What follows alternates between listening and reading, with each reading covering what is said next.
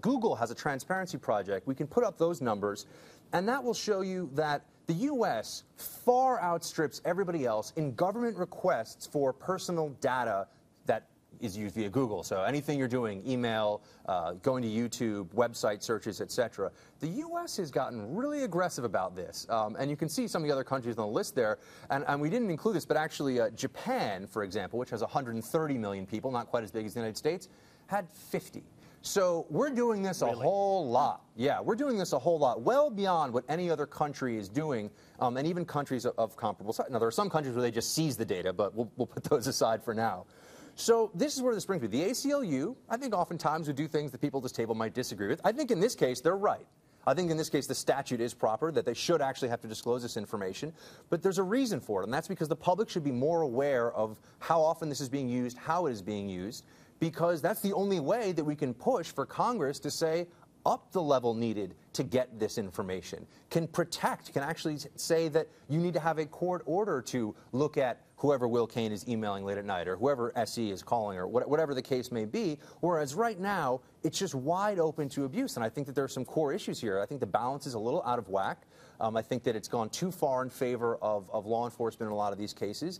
And, you know, the state is growing. There are a lot of civil servants out there looking for things to do. If they have more free access to your information, they're going to use it. So that's where I'm with you guys. Well, just to lay some devil's advocacy on the table so we can have both sides of this conversation, I'd change one word in your setup, Buck. You said at one point, the question is how often they're using this data against citizens, when I think if we had some advocates for this kind of legislation here, they might change the word against to for.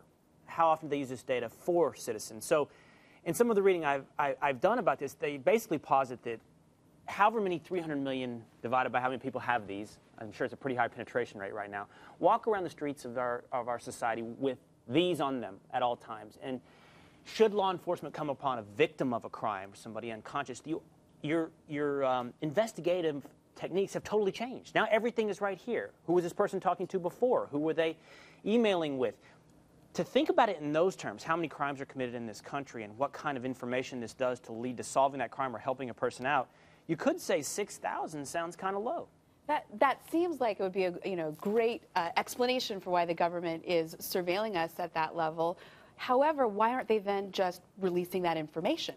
Should we trust a government to surveil us that won't even tell us it's surveilling us? I mean, Amy, I would toss out to you, and again, that's why we showed that chart. I would toss out that, and I want to hear you on this because I think we're going to get it's going to be some fire. Oh, wow. We're going to get some fireworks going. But clearly, based on what we had seen with that chart, I think the numbers are higher than ever, and it could be pretty astronomical because this will, to your point, this technology, I have used it myself. It is so useful. It is an absolutely, I mean, you can sort of see the trend line there. It looks like Al Gore's hockey stick chart for how the Earth is going to explode from all the heat.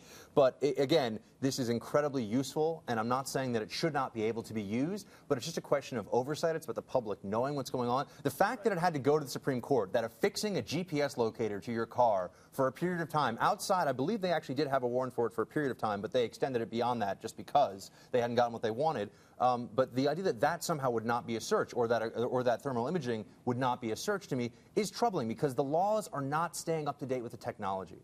Right now, your email, if it's older than 90 days, again, falls under that lower threshold for law enforcement. Why? Who made that decision? An older email is somehow less personal than an email that's 2 weeks old. So it's just a question of drawing the lines. We can't draw the lines, to Amy's point, unless we know how much is this being used, who's using it, and why aren't they showing us? Just show us. There are huge benefits that come from it too, and you address that. I mean, to just back up what you're saying in that sense, what I'm worried about is what we don't know. I mean, these numbers look interesting, and they're down to the final digit, so they seem authoritative. I was just at a talk this weekend. Senator Rand Paul, who's one of the only reliable voices who's worried about these kind of things in Congress from either party, he was talking about these particular orders and some other similar things, and he's been backing legislation to kind of shine a light on it.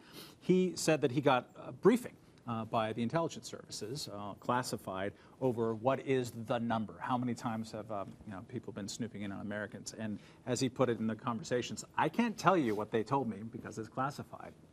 But let's just characterize it as roughly a bajillion. That worries me because that number isn't reflected here, and I don't know exactly what the bajillion is either. You know, we shouldn't ever give blanket trust to any authority in any government, period. I mean, America was founded on the notion that we should hold at arm's length the amount of power the government have to knock on our door, quarter a troop and rifle through our stuff. There's perfectly good, sensical reasons for that. At any given time, when someone's really hungry to catch a crook or catch the bad guy, they want to claim that you're tying our hands and you're thwarting us from doing that. We have to have a little bit of faith and openness in the system, too, because it also makes our police gathering much better if we are rigorous about it. And we should know from tried experience over and over again, the foundation of national security secrecy in this country, as Buck well knows, is based on so many lies you can't even begin. I mean, the case that allowed government to claim secrecy, I think it's the 1947 Supreme Court case we can get into maybe another day, was based on a plane crash that was totally covered up. And when we found the truth about it, every last bit about it from the government point of view is a lie. The power will corrupt. The DOJ